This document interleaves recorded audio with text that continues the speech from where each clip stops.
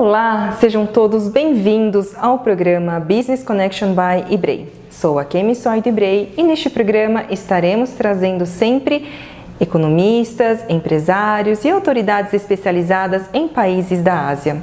Você vai conhecer também o panorama geral sobre os países asiáticos e suas relações bilaterais com o Brasil, vislumbrar novas possibilidades de negócios entre o Brasil e a Ásia e também ficar por dentro das dicas de etiqueta no mundo dos negócios nos países asiáticos.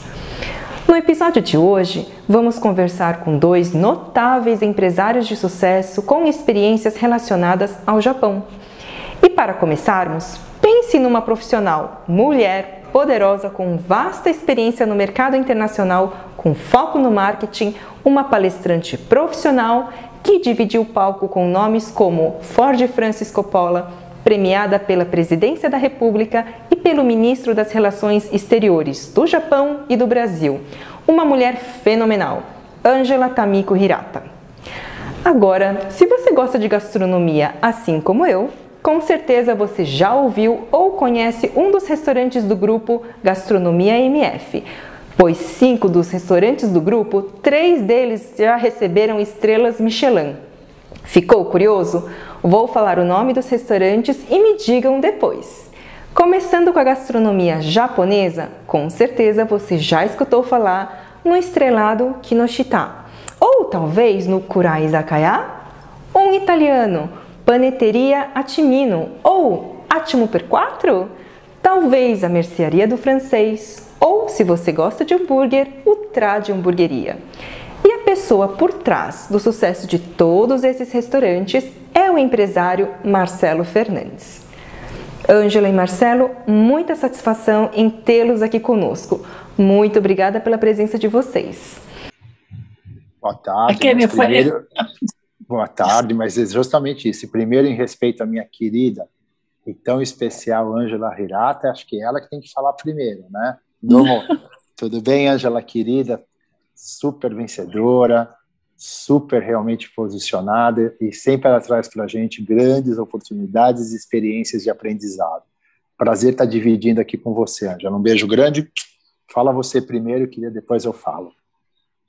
Marcelo, é um prazer estar contigo, viu? Você realmente que não tem um pingo de gota de sangue japonês, e você faz uma culinária japonesa ser reconhecido no Brasil da forma que você apresenta. Eu conheci você na viagem, né? Nós viajamos para o Japão e lá nós começamos a criar um relacionamento bastante bacana. Então, eu acredito que nada acontece por acaso. Conhecer você no Japão, no Hotel Okura, foi muito inusitado. Então, eu acredito numa coisa que chama-se destino. Eu acho que nosso destino cruzou exatamente no Japão. Desde então, eu tenho grande respeito e admiração pelo trabalho que você vem desenvolvendo. Parabéns. Obrigado, estou até emocionado, viu? Realmente, ouvir isso de você. Olha, o mundo inteiro, eu já ganhei já o maior prêmio, porque a Angela, além de ser uma pessoa tão especial, e quando ela fala de uma forma muito verdadeira. Então, eu estou lisonjeado. Obrigado, querida. Com prazer, você realmente é um grande amigo meu, te considero. Agora, eu nasci filha de japonês, mas eu sou totalmente brasileira. Eu nunca me esqueço quando uma pessoa me perguntou: você é brasileira ou japonesa? Eu falei: por quê? Eu sou brasileira. Se um jogo de futebol acontecer, Brasil e Japão, para quem que você torce? Foi claro que para o Brasil. Eu sou não sou japonesa, sou filha de, mas eu sou, acima de tudo, brasileira. Eu amo essa pátria. Agradeço muito, muito meus antepassados de ter vindo para esse país e ter nascido brasileira. Então, eu carrego essa bandeira de brasilidade e a Havaiana foi exatamente isso. Eu queria fazer com que um produto brasileiro para consumo para pessoas, não é B2B, B2C. Eu sempre pensei, por seguinte razão: meu pai tinha fazendas e tinha cafezal. Ele exportava café em saca, vale quanto pesa, para um país que eu não sabia onde ia. Eu nunca me esqueço disso, papai. Papai, para onde você está vendendo? Ah, eu estou vendendo para a empresa brasileira de café e eles mandam para outro país.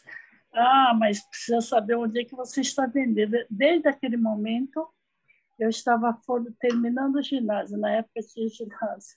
Eu não me conformei, eu sempre coloquei uma coisa muito firme. Quero fazer com que o Brasil seja reconhecido, mas não no povo, não no B2B, mas B2C. E aí, a Havaiana veio parar na minha mão, porque sabia que eu tinha essa fixação. E o que eu fiz? Não foi Havaiana, eles queriam que seja topper, mas eu escolhi Havaianas porque era sandália de dedo, não tinha marca no mercado reconhecido no mundo. Fui muito contra o Conselho da Alpargata, mas resolveu fazer da Havaianas. Não é custar mais barato, custar mais caro, é percepção do valor do produto. Fazer com que o produto tenha percepção de valor. É isso que eu fiz. Eu fui para o mundo.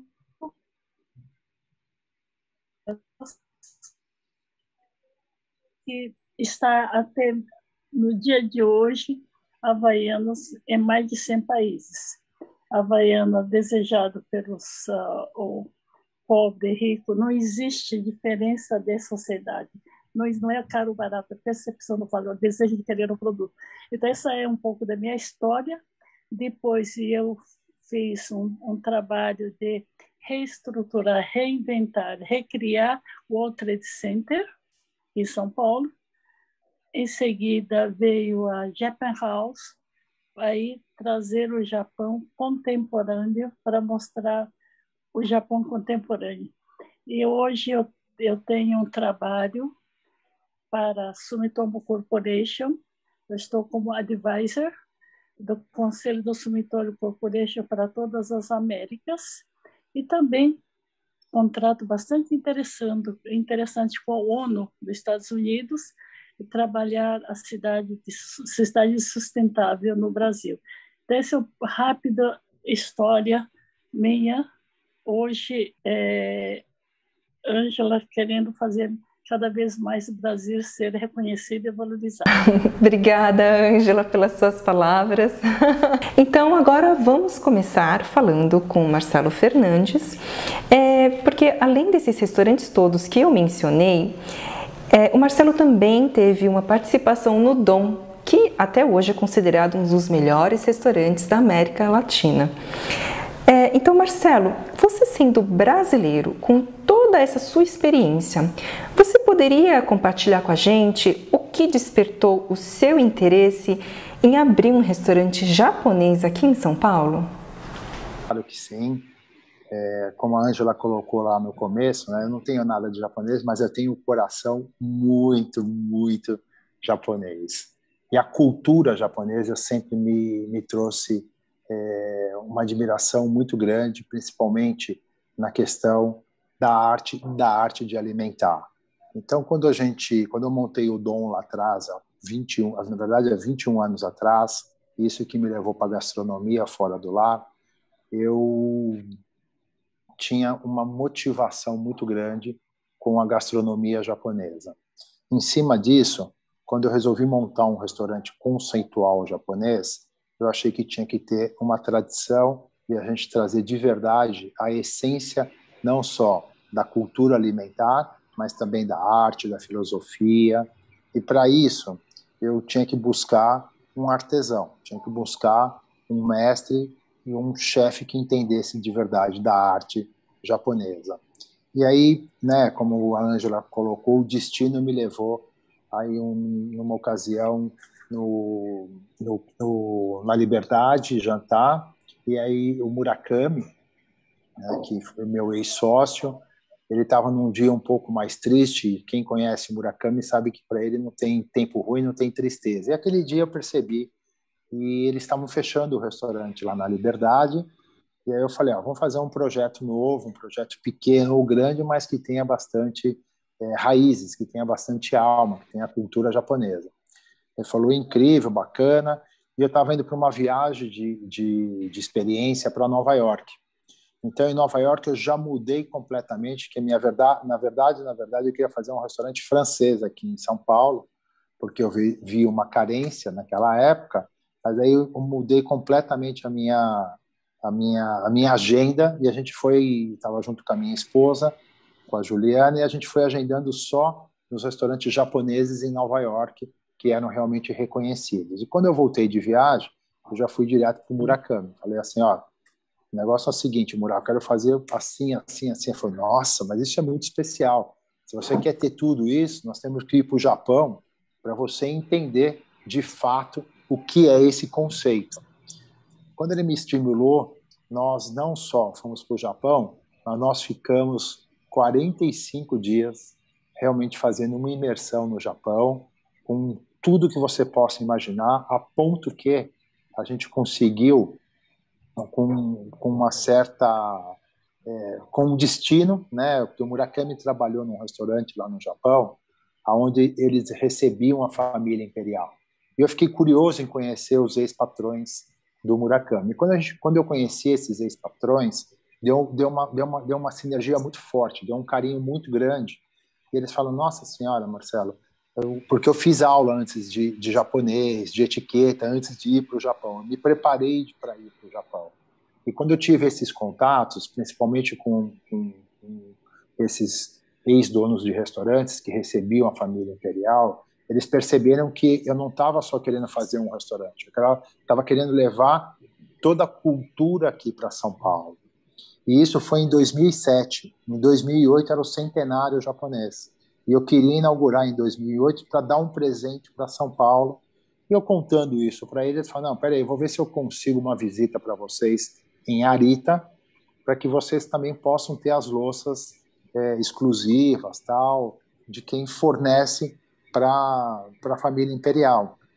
E aí a gente conseguiu essa visita, que foi maravilhosa, que foi uma coisa assim que me emociona, porque eu não estava só no Japão, eu fui para o Japão, fomos para Arita, né, e Arita nós conhecemos os mestres, os artesãos que faziam todas as louças para a família imperial, e a gente conseguiu uma concessão de trazer essas louças para São Paulo. E foi assim que nós fomos constituindo o Kinoshita, mas de uma forma não só que ele tivesse ali uma experiência, mas que também tivesse nuances do Japão, desde as louças até da ambientação.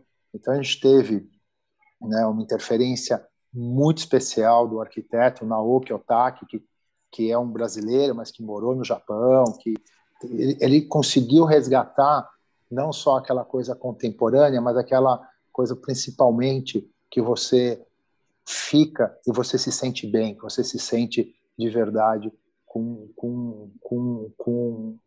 algo mais, né? E com tudo isso nós fomos constituindo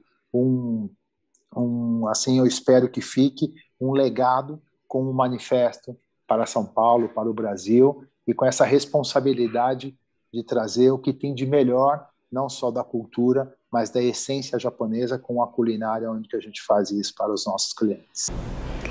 Muito interessante toda essa construção dessa história, tem até a família imperial envolvida. Que história bonita, Marcelo. E já que você teve toda essa experiência, ficou uma curiosidade a respeito do choque cultural. Como foi isso para você?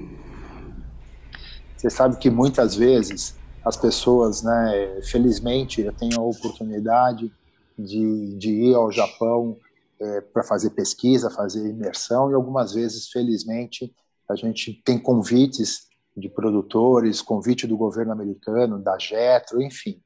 E eu acho que o que mais realmente eu faço questão é de respeitar a tradição japonesa e, principalmente, ter essa admiração de como o japonês ele é resiliente e como ele tem para si o dever, né? Chega a ser até uma obrigação, mas não é uma obrigação, que é muito espontâneo, dele se doar, né? E isso eu tento fazer com o dia a dia aqui.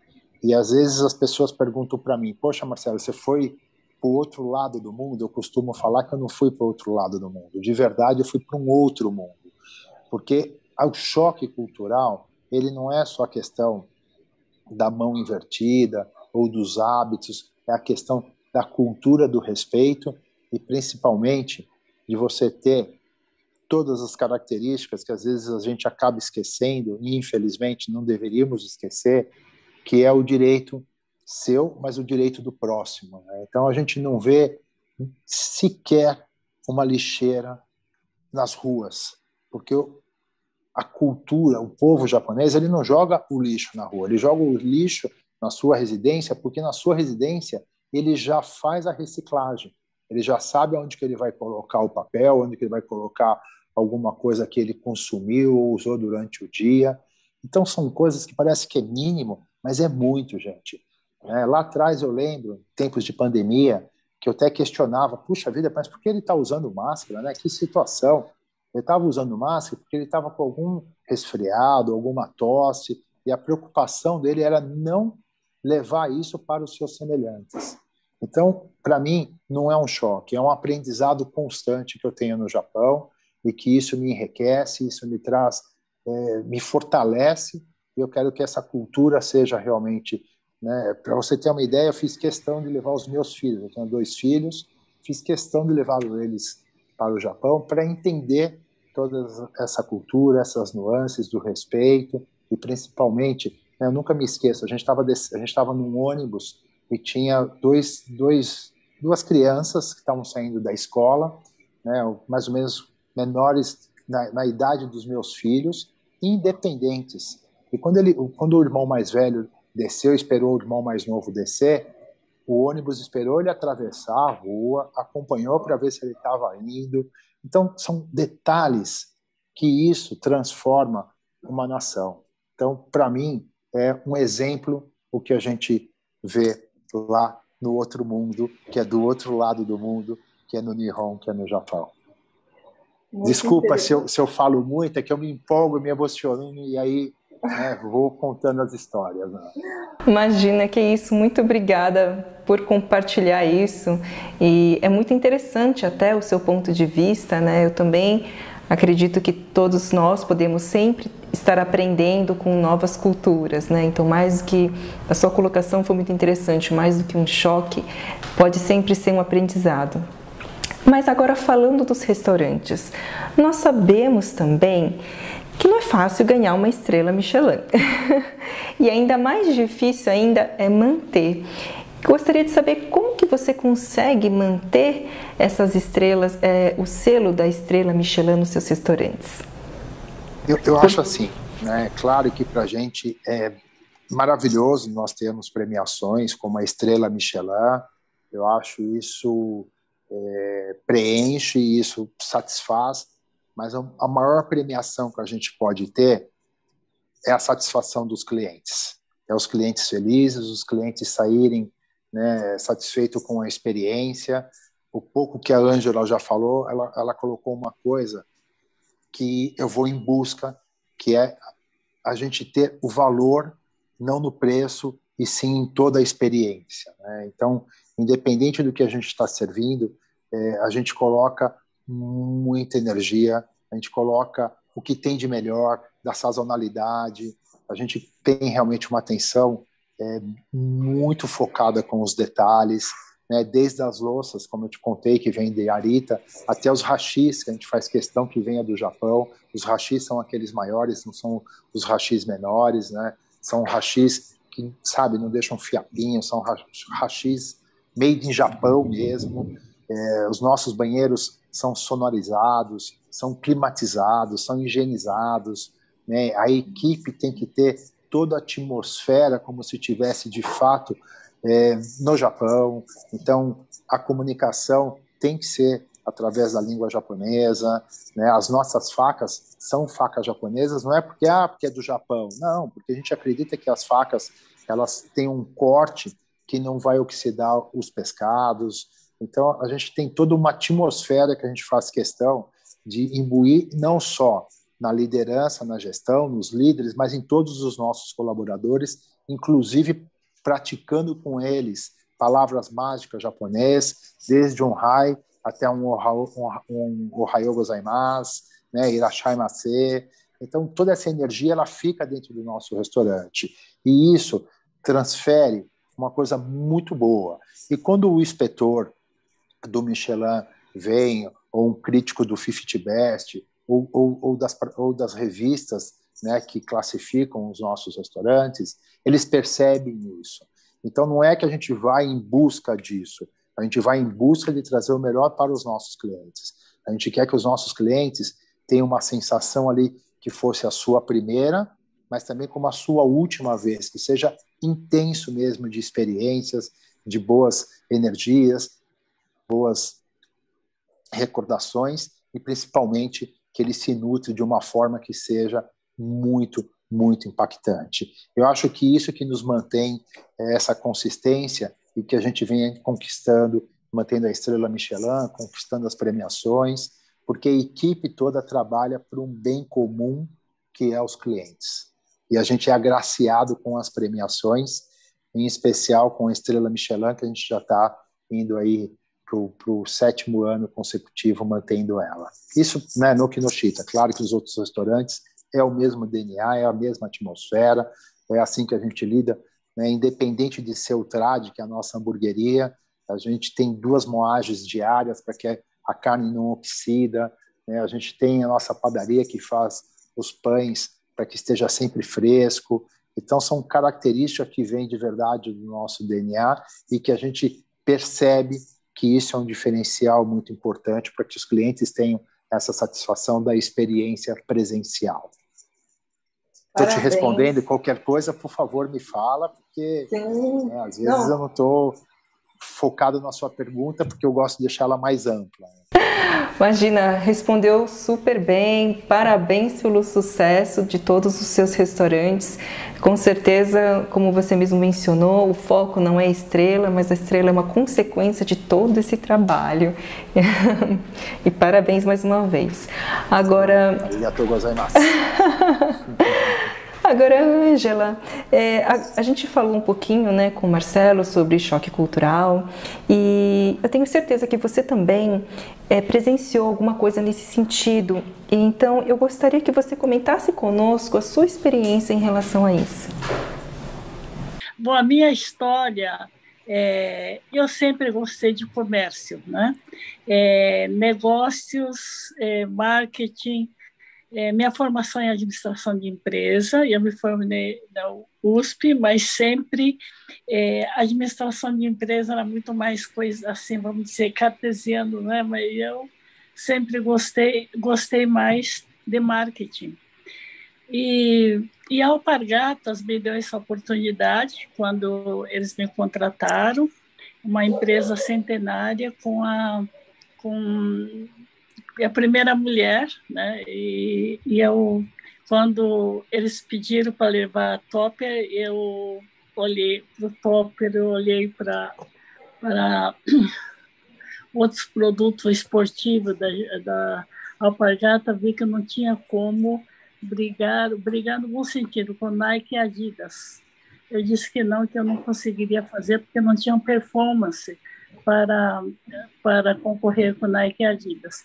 Aí, quando escolhi Havaianas, eles ficaram horrorizados. Falaram assim, isso daí você não vai levar essa sandália de borracha? Eu falei, porque borracha é expandível, não é plástico. E tem maior produção de havaianos no Brasil. Eu quero fazer deles ser reconhecido no mundo. E assim eu comecei em 2000, e na época, no meio do 2000, eles perguntaram, você tem certeza? Eu falei, tenho. Qual é a garantia que me dá? Eu começo a criar uma estratégia, planejamento de ação, junto com a equipe, que eu vou aproveitar a equipe que já existe. E nunca me esqueço, o presidente falou, não, essa equipe não presta, eles fazem de conta que comércio externo, mas eles não entendem. Falei, pois eu vou fazer com que eles entendam e fazemos juntos. Até hoje, essa equipe continua como um legado meu, indo muito bem. Com eles, eu criei uma estratégia E nunca me esqueço, na época, o presidente disse assim: qual é a garantia que você me dá? Eu começo a ir para o mercado dia 1º de janeiro de 2001, final de ano eu vou apresentar o balanço do meu departamento em azul. E assim nós fomos, e tripliquei o faturamento do comércio exterior da Alpargata. E aí hoje realmente está em mais de 100 países. Na época, eles produziam 135 a 150 mil pares dia. Hoje está produzindo acima de 3 milhões de pares dia. Então, isso foi um trabalho não da Ângela, foi trabalho de equipe. Porque sem ter um bom alinhamento e trabalho de equipe, você não consegue fazer absolutamente nada. Então, os legados que continuam até hoje na Alpargata foi da época, e o vice-presidente da época minha equipe, ele continua firme com todos os legados. E como eu diria o seguinte: quando eu comecei para o mundo, e a minha equipe lidava com um choque cultural, porque sempre nós lidávamos com muito respeito e procurando entender essas diferenças para adaptar a aproximação da marca e dos negócios em cada país. Na época, internacionalizar Havaianas, eu lidava junto com o selo Made in Brasil para o mundo afora, sempre mostrando as riquezas naturais, a miscigenação das raças, os talentos na música e nas artes, a abundância de solo fértil, a criatividade do povo miscigenados, por ser descendente de japonês, mas nascido e criado no Brasil. E eu vi com muito orgulho o potencial do Brasil e dos produtos feitos aqui para serem divulgados e consumidos no mundo todo. Sempre com muito respeito a cada país, mas também fazer com que, ao respeitar cada diferente cultura ou costumes, eles respeitavam também a nossa posição. Em 3 anos, a empresa da Alpargata exportava já para 5 continentes, em mais de 80 países, com a marca Havaianas, com registro, posicionando no prestigiado mercado, buscando espaço nas vitrines internacionais de luxo, e hoje a Havaianas está em mais de 100 países com o mesmo conceito e status. A forma de apresentar o produto é exatamente o mesmo que se apresenta no Brasil, para ter a identidade e o DNA do produto no mundo. Sempre enfatizamos na Havaianas com registro, e desde a minha direção entra no universo pequeno e precioso de apenas 104 marcas de alto perfil e de destaque reconhecida pela Lei Brasileira de Marcas, pelo INPI, Instituto Nacional de Propriedade Industrial, e a sonda Japan House também outro fator bastante interessante. Bom, então, agora, Marcelo, voltando para você, você poderia dar dicas ou talvez conselhos para os nossos telespectadores que eles tenham interesse no empreendedorismo, no setor gastronômico, e para que, até quem sabe, eles consigam alcançar uma estrela Michelin? Olha, a gente tem que ter, não são dicas, mas são realmente uma necessidade para quem quer empreender, é ter a determinação e o comprometimento para que o seu negócio seja exitoso. Isso tem que estar realmente com toda a equipe. Né? Eu gostei muito também da fala da Ângela, quando ela falou que não foi uma conquista dela, foi uma conquista de toda a equipe. E é isso que a gente tem que ter nos nossos negócios. A equipe tem que entender a necessidade de todos estarem realmente engajados do mesmo foco, dos mesmos objetivos, e fazer uma corrente para frente. Então, eu acho que a resiliência, principalmente na atual conjuntura, são determinações do empreendedor. Porque se você tem uma resiliência, eu tenho convicção que você vai saber ressignificar e superar, ressurgindo de forma aí, com novas oportunidades. A gente pode falar rapidamente o que está acontecendo na atual conjuntura, que não é uma estratégia, não é mundialmente todos estão passando, né, com essa pandemia, mas a gente tem que ter resiliência, a gente tem que ver como que vai ser e acreditar que o dia de amanhã a gente pode ressignificar, ressurgindo de uma forma muito mais resiliente.